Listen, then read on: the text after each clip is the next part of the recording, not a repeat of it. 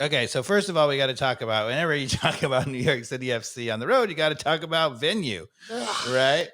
So we're no longer in Yankee Stadium. We're now at Citi Field. Over in Queens? Yeah, in Flushing, Queens. And that's where, to be fair to New York City FC, they have broken ground on a new stadium that's going to be right next to this baseball stadium where the Mets play. So they have broken ground. Yes, it's actually it's still going to take another year or so. I think it's going to be one more season, but it's well under construction. What is the finish date target? I think it's going to be I don't think it's going to be ready for the. Well, I was going to say it's possible it's going to be ready for the opening of next year, not this year. Oh, wow. But it's possible it'll be ready for the opening of next year. Okay. That'd be something. Yeah. Yeah, good for them. I think that's good. Finally. Good for them and good for the league. So. And I did some research to find out. I was curious. So the Yankee Stadium has this famous short right porch, right? That's why. So if you're a Yankees hitter, you have to be a big left-handed slugger because it's really easy to hit home runs there. Only if you're left-handed. Anyway, so because of that, they have to do this crazy ass thing with the pitch where it can't even really be in the full outfield. Their soccer pitch on the baseball stadium goes across the infield. Yeah. Right. So at Citi Field, it has a normal outfield. So they actually had it's much more in the outfield. And I was curious whether or not the dimensions were larger. And my research kind of suggested the dimensions are kind of the same. It's a much better pitch because it's a lot less over the outfield, over the infield. Because at Yankee Stadium, they actually have to play over the mound. Yeah. They have to actually kind of level them out, and it's just awful. Yeah, it just looks embarrassing. It does, yeah. But so I mean that's good to hear. Though it's hopefully only a year away. Yes, finally, New York City FC will have a stadium. So again, on the smaller field, I felt like this was an advantage for a few of our players. Like I think you mentioned, like it prevented Lennon from pinching too much. Well, I was joking about this idea. Joking, but he was kind of already pinched because easier for him to get out wide. But the other thing I noticed, I don't know if you agree with this, I felt like Noah Cobb had a pretty solid game, and it was because there was less space and a little less time for him to think. And I don't know if you had the same thinking there. I just felt like he was really strong in that game. So I would say the field, as I agree with you completely. The field favors some of the things that we do poorly tactically. So we really tend to pinch in and give people wide, but there's no wide in New York City FC. There's no room. There's not anything. Even if you pinch in pretty far, you're not far enough away where you can't get back out there. And then same thing for a center back. So Cobb is athletic. He's tall. He's big. He looks like he's a pretty good one-on-one defender. Where he's going to make mistakes, as a lot of young defenders would, is in reading the game and making decisions. But in New York City FC, in that small thing, you're not making a lot of decisions. There's not a lot of, the ball's going over the top, or, it's basically, here's the guy and you just got to win the ball. Yeah. So I think we saw the best of his strengths under those conditions. It was one of my first observations in that game. Yeah, good for him. Yeah. We're not trying to diminish any of his play, but that really feeds into what he's good at. Yeah. Okay. I agree completely. Curious if you agree with that. It's good. What else were some of the key things in that game for you? Well, as I said, the overarching theme of this season, sleaze. Yeah. In this game, he was absolutely terrific in the middle, right? I mean, the number of times that we've just gotten dominated in the middle, and in New York City FC, the middle is everything because the field is so small. Yeah. It's just the little middle. And if you don't dominate the middle, I mean, for years, they would just win the territorial battle in New York City FC would, and that would win games for them. Because if you win the territorial battle in the middle, you get chance after chance after chance because it's only 10 yards until you shoot. Yeah. Right. So in this case, he was terrific. But one of the things I was surprised about in this game, and maybe you can comment on it, it was super wide open. It was end-to-end kind of stuff. There were tons of chances for both teams. Yeah, that's what I was about to say, is that I felt like Atlanta, it was wide open. I felt like both teams had plenty of chances. So Atlanta United didn't lack, the opportunities. And that's why, I started texting you at the end of the first half. I'm going to get to that in 1 second. Before you do that, I was going to say, so the chances that we missed, Almada, Wolf, Muyamba all missed great chances in the first 30 minutes. Okay, so now let's get to this famous. I'm going to say this is famous. We had 18 shots. They had 24, but we had 6 on target and they had 3. So it sounds like I don't know what our XG was, but according to that, it may have been higher. They had a little bit more possession. But outside of that, right, it was just, like you said, kind of a wide open game. Okay, so here's the thing, right? So Mikey Dobbs texted me, was somewhere in the 34th minute or whatever. About 34th. And he writes this, which is, I'm like, are you kidding me? So he writes, okay, my prediction is Atlanta comes close and then New York City FC puts in the dagger. Right after he says that, we come really, really close. Yeah, that was the one. Score. Saba pressures. Yes. And the goalkeeper kind of muffs it. And Freeze actually tries to make a touch. He makes an absolutely shambolic touch. Saba goes flying in there. The goalkeeper hits it off of Saba and then makes an amazing save down off the deflection. I don't know if you probably should show that one in a second. And I said, there it was. He said, there it was. That's exactly what he texted. There it was. And then he immediately followed it says, here comes the dagger. Right. And then boom. Had to be 2 minutes later, penalty kick. Yep. So the question is, Mikey Dobbs, how did you know? Well, I mean, I have to say, it was amazing. Honestly, because you watch enough soccer, you play enough soccer. I felt like we had all the momentum at that portion of the game on the road to try to get the goal. But and this is where I'm curious of what your tactical thinking is when someone like me knows that's going to be the outcome more than likely is if you're being aggressive, right? And trying to press like Saba was to get the goal. Yeah. The opportunity cost is if you don't get it, then something else bad happens on the other side of the field. So that's how I kind of knew. And it's not totally guesswork, in my opinion. I just felt like it is a bit of an experience watching these games that are free flowing. You're on the road. The stats say that you're going to lose the game. And you know what I mean? Everything is like stacked against you. And so if you don't get it, then it goes against you. And that's exactly what happened.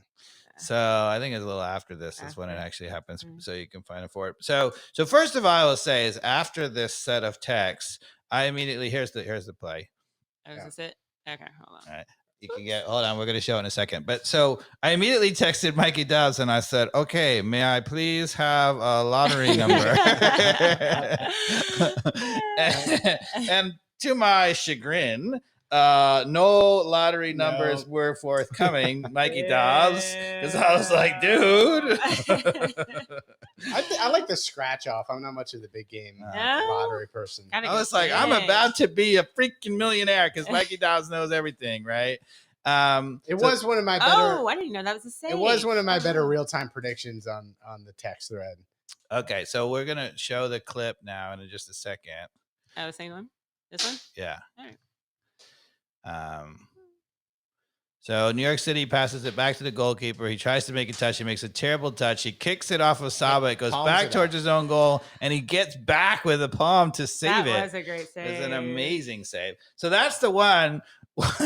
And then right after that, Mikey Dobbs is like, oh, so that means, here comes the dagger. Mm-hmm. And if you keep going a couple of minutes later, you'll get to the penalty kick. But so to answer your question, right? So it should never, even when it feels like that, if you have control and midfield that's well marked up or whatever, that should never happen, right? Yeah. Because the reason why you feel that way is because you're not in control of the game, right? It's the same way when you have a team, if you're a Manchester United fan like Carmen and I, in the last 5 minutes of the game, you're like, it doesn't matter that we just scored. We're about to give up another one again because we have no ability to control and see out the game. 9. But I think that was our point is neither team had control of the game because it was free flowing.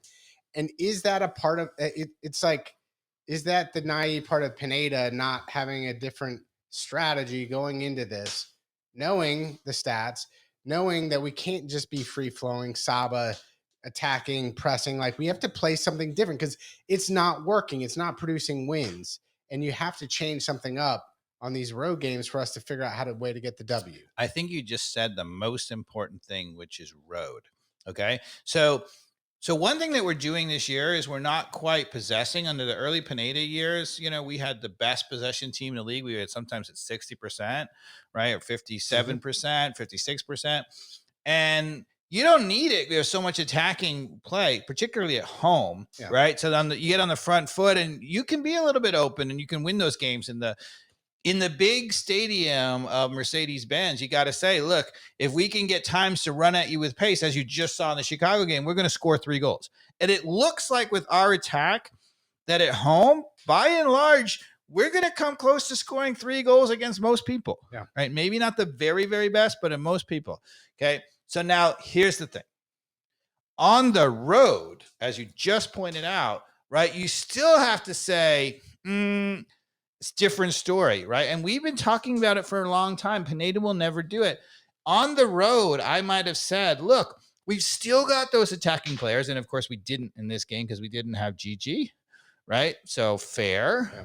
But let's say normally we'd still have those attacking players. So all you want to do is control the game. And that's where you bring in another defensive presence in the midfield. And as I have said, the obvious thing to do is Dax McCarty, who's a terrific defender in the midfield and as a major MLS veteran, and you play with him alongside Muyumba and Sleaze. You take off Silva. You play only with, you still have Almada, Gigi, and Saba up front, right? And you can control the game and get that win. And that one, the only Tyree would have been in. Yeah. So in this case, you might have said, oh, is it enough? Do you feel like if you play that defensively in the midfield, right? So if you were to sacrifice in this game, let's say a Silva and bought on a Dax McCarty, now you're left with, it would have been Saba, Tiare, and Almada. I think so. Because first off, what we're doing isn't working. Yeah. And second off, I feel like we needed a better balance of, especially in the first half when they were pressing us hard. We kept trying to play it out of the back. Don't be a hero on these short fields. Like sometimes Brad goes out and kick it up the field. Kick it up the field. Because Tiare is also good at holding it up. You get a lucky bounce off to Saba, and then that's how we get that goal on the road. How did we score the goal? Yep. It was Brad Guzan's first assist when he finally didn't play out of the back. And I said that in my text too. I said, why are we playing out of the back? We need to play a little bit of kickball. All right, we'll get to that in a second. I think Carmen's about to show us a clip. Are you going to show us the penalty? Yeah, I suppose. I was really on it with my comments. You really were. Can I just say, I think I was watching basketball and I turned on my phone and it was like 95 messages. I was like, what is happening? I noticed you didn't get involved. I was like, Carmen's going to look at her phone and be like, what is happening? I think this is the goal. Yeah, so we give it away right there. Bad giveaway. Bad giveaway. But we're kind of, that is super soft. Yeah, super soft, but I think it's a penalty. I believe it or not. Well, I think it's a penalty if that's what the ref decided to call on the field. I like not calling that if I'm a ref trying to just play fair. Yeah. But once you call that, you're not going to overturn it on VAR. But one thing I want you to say, can we go back to the moment just before we turned over the ball? Because I don't think the other one is on the highlight package. Right before we right on this same clip, right before we turned over the ball. No, because that's the Saba miss there, so there's nothing before. Yeah, right here. No, you can you can say play it. Yeah. Okay. So play it now. Pause it. So we're about to turn over the ball here, right? Because we're trying to build out of the back, right? But one of the things you should notice here, and I'll use the arrow because I can do that now. Lennon is not pinched for once. so is that what you're gonna say? Well, so that doesn't surprise me because Lennon likes to get forward and he's about to go forward. But what I really wanted to point out on this clip is Muyumba, right? And Sleaze. Right. So this is why you can do more aggressive things, because right now they are in a really protective thing. Now it's a really bad giveaway, but you notice the reason why we give up the penalty kick is because Muyumba's close enough even to make a play on this. Yeah. And that's why we're not giving up goals. So I can play the clip. Yeah. Play the clip. Right. So we give away ball badly there. And as soon as we give away the ball, so we got our back two here. Look how close Muyumba and Sleaze are, right? So it had to be almost a perfect giveaway where we literally passed it to them, right, in order to beat that, right? And if you play it, right, just a few seconds later, look how much we've closed it down. Yeah. Right now, obviously, it doesn't work for us because Miyama gets a little bit over aggressive and fouls him unnecessarily. But when he fouls him, I mean, look, 1, 2, 3, 4, right? They've closed it. Yeah. And that's why when you have defensive midfielders who are in a good position, even if you give away the ball, you don't give up goals. Yeah, and it's a little unlucky that the call goes against Moyamba here, but it was, it was the arm. Because the actual crushing from behind was no problem. It's the arm. Yeah, and it was a guy Italian. As soon as he felt it, he flops to the ground. Game 1-1. Mr. Flop. Yeah. Okay. No, it's Rodriguez. There you go. So there you go. He's not Italian. Well, we know where the flopping comes from in the game. Come on. I want to say, the guy who didn't look good in this game, Wolf. He did not. No, because I mean there was Tyler Wolf or their Wolf. Because there was a wolf on each team. That's true. But I'm talking about Tyler Wolf. So there was a moment which I think is not in the highlight. He missed two package. Kind of sitters that were like sitting there on the back post waiting for it, winding up. Not only did he miss those, and I'm not going to criticize those because that happens to whatever, but on the very last kick of the half, Lennon plays another beautiful cross, and he's at the back post. And what's interesting is the ball, you could see the flight. He was watching the flight from 60 yards, 50 yards, whatever it was, right? And you could see it was going right over the head of the last guy. He was wide. He was always in front of him. Yeah. So all he had to do was anticipate that. He could have come right behind him and he has a free strike on goal. And he just assumed the defender was going to get it. He just stood there. And then when it went over him, he kind of went, and it skipped by him. Yeah. You're like, that to me is the problem. Yeah. Because the problem, young kids are going to have some, quality finishing, some not finishing. But to me, the lack of really seeing that and being aggressive to that, not so good. Yeah. So his movement is terrific. I still argue that in the last 15 minutes, 10 minutes of the game, his pace and his movement really helps open up things. But the reason why he's not good from the beginning of the game and why he's not really a starter yet is that. Yeah. Yeah. There were some moments there he could have added to his minutes per goal because they were there to be had. Absolutely. So now if we want to go Guzan, later in the second half, around, 60-something minute is where Guzan gets his first MLS assist. And credit to Mikey Dobbs, because Mikey Dobbs kept saying, why are we forcing our way out of the back in this bandbox of a field? And we could just put it and let the guys run. So Guzan obviously was listening at halftime. And let's play the clip.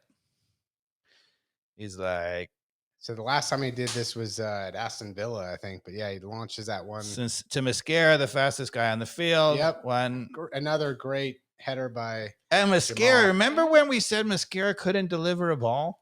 We did. He has somehow he turned a corner. He is a much better player this last half of last season and this year. 100%. Yeah. He definitely turned a corner towards the end of last year. Yeah. I mean, remember, because he was coming back and we were so like, why are we even inviting him back? Because he was really bad in his first stint with the team. Yeah.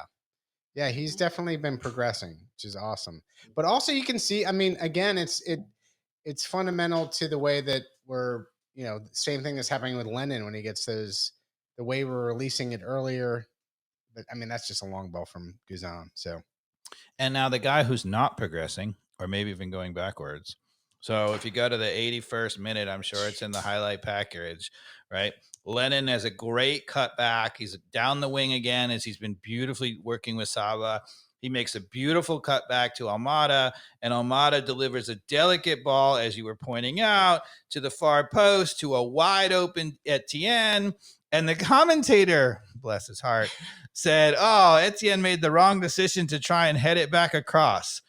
He did not try to head that across. He was trying to head that in the goal. It was just so shambolic. It was total bullocks. I mean, it was awful. Did you say 81st minute? 81st, yeah. I don't know if they have it. No, it's not in the package. That has to be in the package. No, keep playing something. No, it's forward. It's forward. Just play. Go forward. No, it's got to be past that. Maybe it's a little maybe I missed a minute, but keep going. There it is, right there. Right here. This is it. Must be. You No? want to try it? Yeah, No, that's our own, but Let's see. We'll see.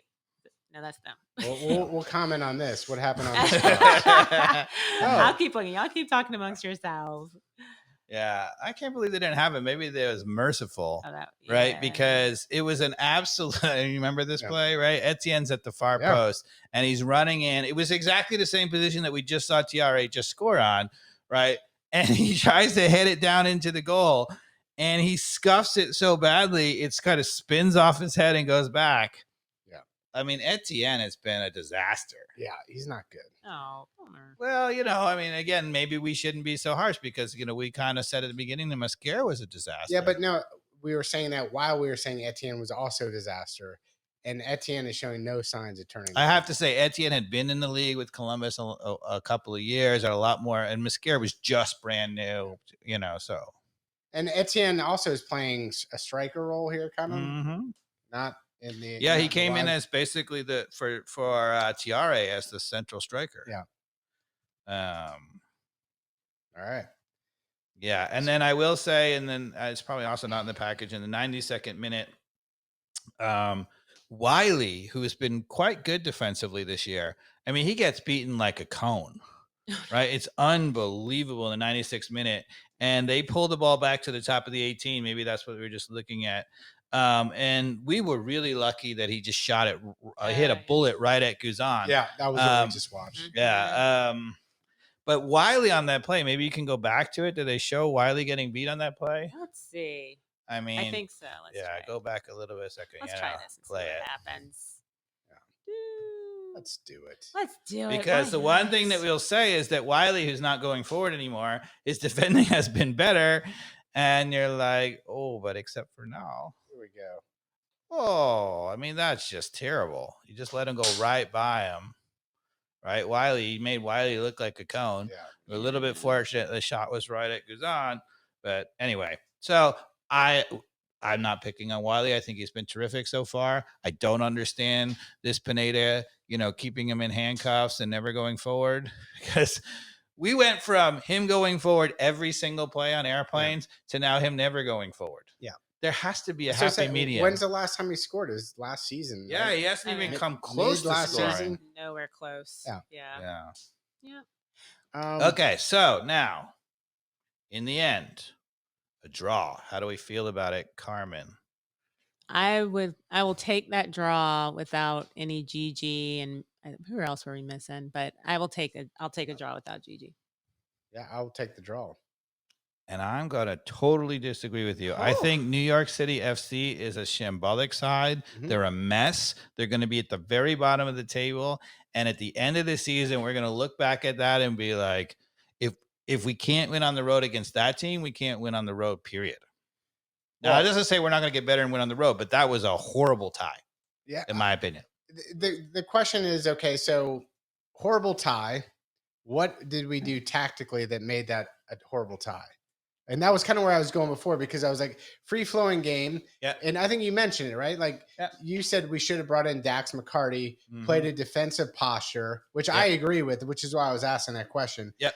Instead, we played the naive. We're just going to play Atlanta United soccer on the miniature field, on their way with momentum against us, and Mike predicted it, and it all happened, right? If you'll recall, Pineda had no imagination to try to reconfigure. Go ahead. And I mean, that's what Tata did. He would, Well, I was just going to say, if you recall, the debut of Miles Robinson was in the playoffs at New York City FC when suddenly Tata came out with 3 center backs.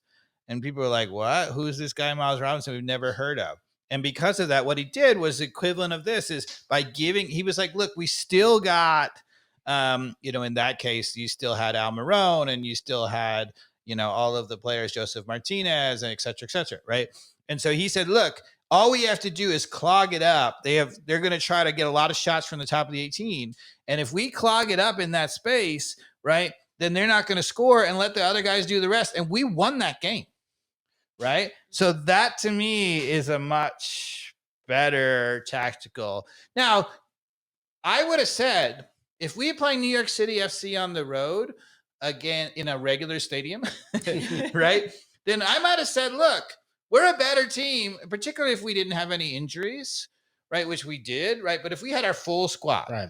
I'm okay with sometimes being like, let's just go run them off the pitch. We're a better team. Let's go play the way we're doing it, right? Even on the road. And so for those of you out there saying, wait a second, you're advocating for just parking the bus every time we're on the road. No, I would say that first of all, you need to have your full side to go after someone. But if we're going up against Columbus, maybe you're going against New York City FC instead of Columbus, right? And C, you got to be doing it in a regular stadium. Yeah. When you don't have those, you have to realize now's the time. Yeah. So how do you make that decision? I think we just pointed out that the things that you have to consider.